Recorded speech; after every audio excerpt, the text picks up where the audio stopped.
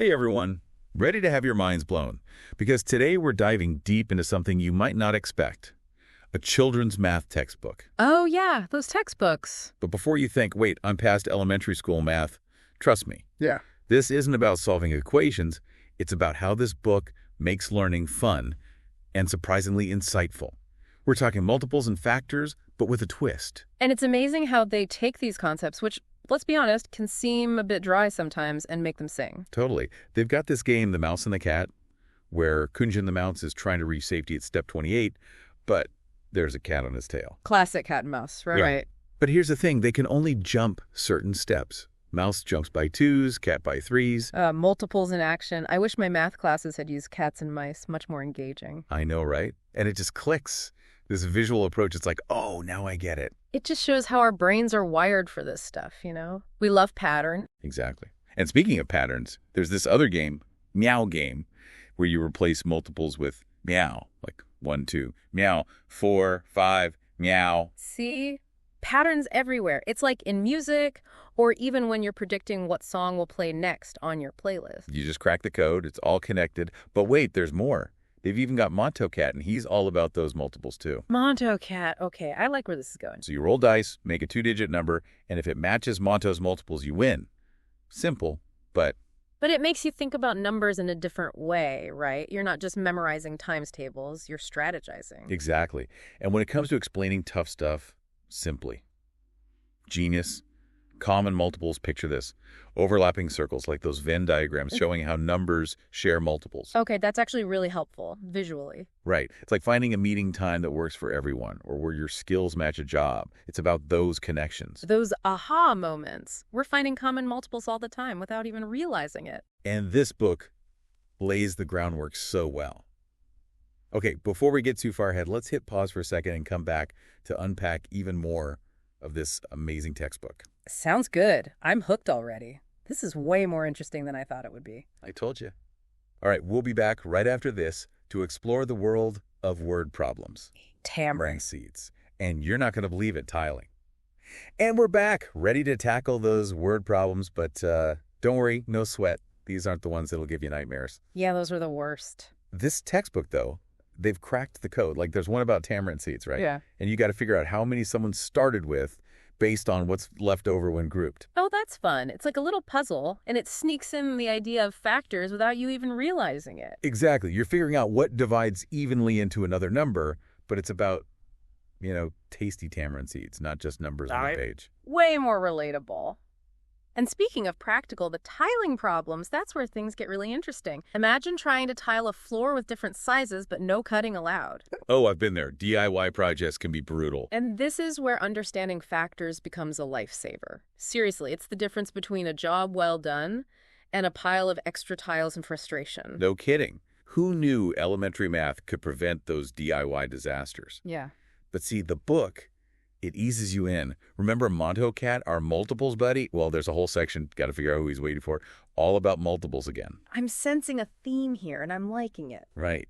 They turn it into this little mystery. You've got a grid of numbers, and you have to use your knowledge of multiples to, decode a hidden message. It's brilliant. Turning math into a game, that's the key, right? Totally. And it doesn't stop there. There's this other activity. It's like being a number detective. You get these colored dots. Okay, I'm intrigued. Colored dots and detective work? Tell me more. So you got to find all the numbers divisible by 2, 3, and 4. Each gets a different color dot, and the ones with all 3 colors, boom. Those unlock another secret message. It's like a much cooler version of Connect the Dots.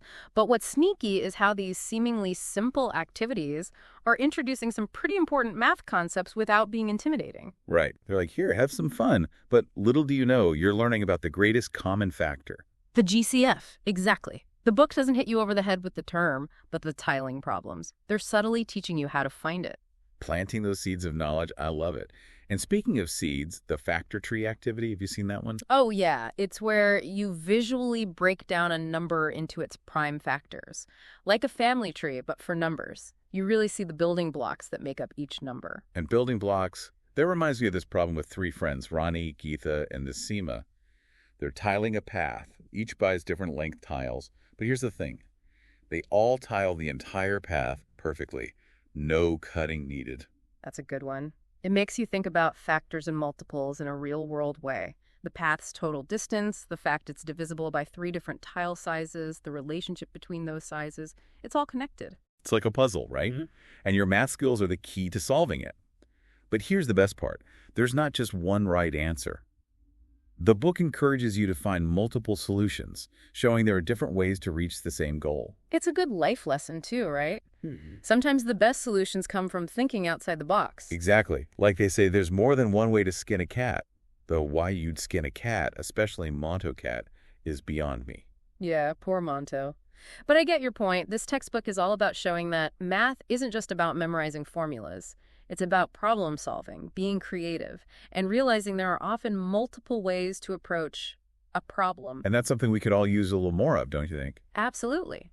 Thinking flexibly and being open to new approaches can make a world of difference. It's like this book is saying, hey, remember all that cool stuff you learned back in the day? Yeah, it's not just for kids anymore. Totally. It's refreshing, Reminds us that learning, it can be fun, it can be empowering, no matter how old you are. Seriously. It makes you wonder how differently we'd handle things, like adulting challenges, if we could tap into that kid-like curiosity we used to have. We get so caught up in doing things the right way, We forget to just play, experiment a little. Right, and that's where this book nails it. It's like, go ahead, play with the ideas, try different things, enjoy the journey, not just the destination. And that's not just a math lesson, that's a life lesson right there. It's about how we learn anything new, how we solve problems, how we deal with, well, everything. This whole deep dive has been amazing. We started with, what, a children's math textbook. And look where we ended up, talking about learning, problem solving, how it's all connected. It just shows you inspiration can come from anywhere. Totally. So next time you're stuck, could be anything, a creative block, a tricky problem at work, whatever, try channeling your inner kid, Ask yourself, what if I tried this a different way? What would my younger self do? You might surprise yourself. Love that. And on that note, we'll leave you to ponder that. Until next time, keep exploring, keep those questions coming, and never underestimate the power of a good children's book that can spark a love of learning that lasts a lifetime.